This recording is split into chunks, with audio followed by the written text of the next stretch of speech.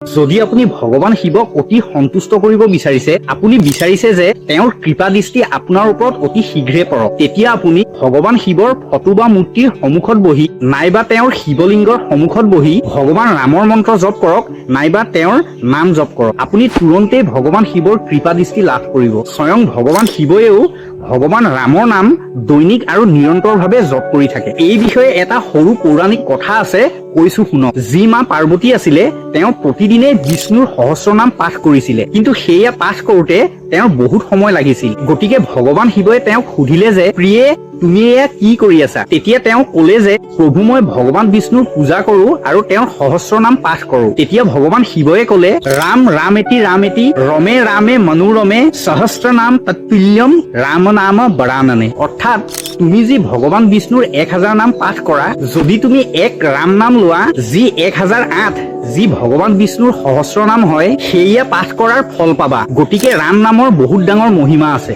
যদি আপুনি শিৱলিংগৰ সন্মুখত বহি ভগৱান ৰামৰ স্মৰণ কৰে বা তেওঁৰ নাম জপ কৰে, তেতিয়া ভগৱান শিৱ আপোনাৰ ওপৰত তুৰন্তে সন্তুষ্ট হ'ব। গতিকে ভগৱান শিৱৰ কৃপা দৃষ্টি পাবৰ বাবে এই ভিডিঅ'টো সকলোৱে শ্বেয়াৰ কৰি দিয়ক আৰু ফ'ল' কৰিবলৈ নাপাহৰিব। জয় শ্ৰীৰাম।